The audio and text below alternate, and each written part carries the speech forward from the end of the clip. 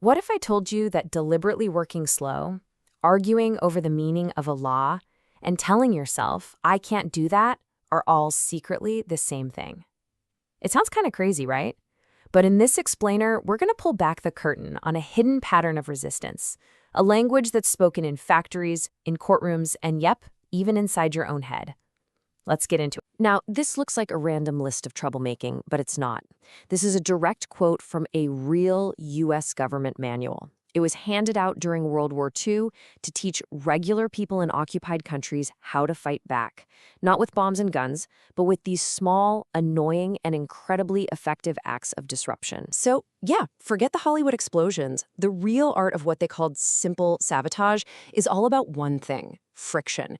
It's about grinding a system to a halt from the inside, using its own gears and rules against it to just slow everything down. And look at how simple these actions are. The official manual from the Office of Strategic Services was full of this stuff.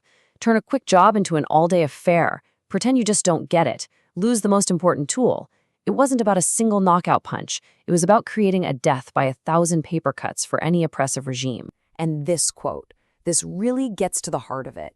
The point wasn't to break the hammer. The point was to resist the person forcing you to swing it. You're taking back your own power, turning the very tools they use to control you into your own personal instruments of freedom. It's a powerful idea. All right, so we've seen how this works with physical stuff, with machines and tools. But what happens when you take that same mindset, that same strategy of creating friction, and apply it to something more abstract? A system that isn't made of metal, but one that's made of rules. Well, it turns out this logic fits perfectly into the world of bureaucracy, the modern office, right? In this world, the tools aren't wrenches and shovels. They're forms, regulations, and endless procedures. And just like a hammer, they can be used to jam up the works. This is basically the simple sabotage manual for the 21st century. You're not putting sand in the gears anymore. You're creating a paper trail of the system's own contradictions. You're not actually breaking the rules. In fact, you're following them so perfectly, so literally, that you force the whole bureaucracy to waste time untangling its own mess. Some people have a great name for this: malicious compliance. And this idea has a name too: interpretive disobedience. This is when you stop fighting the rule itself and you start fighting the interpretation of the rule. You're basically saying, hey, the manual says to do X, but you're telling me it means Y, and I'm not playing along. And this battle over interpretation, well, that takes us to the biggest stage of all. Because what's the most high-stakes manual in the United States? It's the Constitution. It's literally the nation's operating system. And the fight over how to read that document is the ultimate high-level battle over meaning. And right at the heart of this fight, you've got two totally different ways of reading the thing. On one side, you have originalists who say we have to stick to what the words meant way back when they were written. It's about constraint. But on the other side, you have pragmatists who argue we should focus on the real-world consequences of our decisions today to make sure the law actually helps people. It's a fundamental clash. And believe it or not, originalism and pragmatism are just the start. There's a whole menu of these competing theories, each with its own rulebook.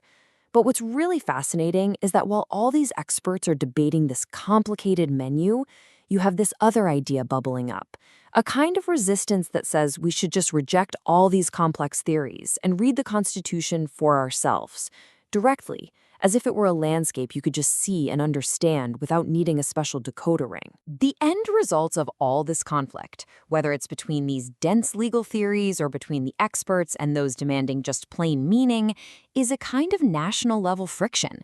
The sources we looked at call it policy gridlock and legal instability.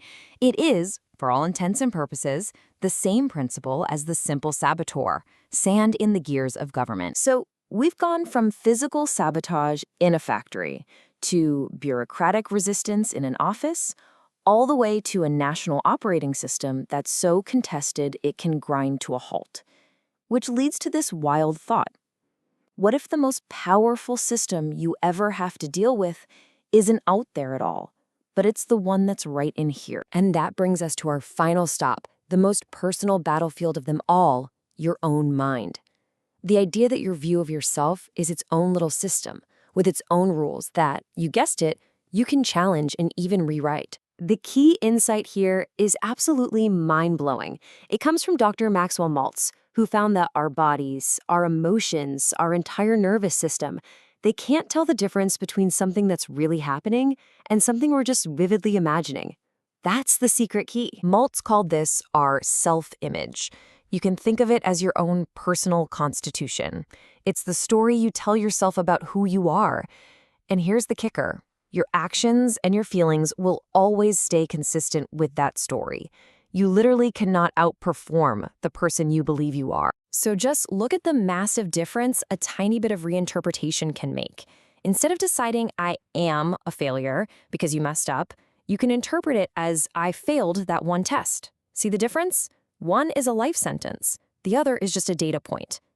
That simple shift in language is the difference between a self-image that traps you and one that sets you free. And if you want to see just how powerful this is, get this. There was a case of a patient who weighed only 82 pounds, but she was absolutely convinced she was fat. Her self-image was a false belief, obviously, but her nervous system didn't care. It treated that belief as an absolute truth, and it drove her to behave in a way that was literally threatening her life. Okay, so let's tie this all together. Let's see how these three totally different worlds, sabotage, constitutional law, and psychology, are all connected by this one single powerful idea. Think about it. The citizen saboteur looks at a machine and interprets it as a place to create friction. A lawyer looks at a law and challenges its interpretation to create gridlock. An individual looks at a mistake and interprets it as a permanent personal flaw, creating self-doubt. In every single one of these cases, the core action is the same, using interpretation to either challenge or reinforce a system. Which leaves us with one last big question. Is this act of interpretation the ultimate tool of liberation, the key to freeing ourselves from oppression, from bad laws, from our own limiting beliefs?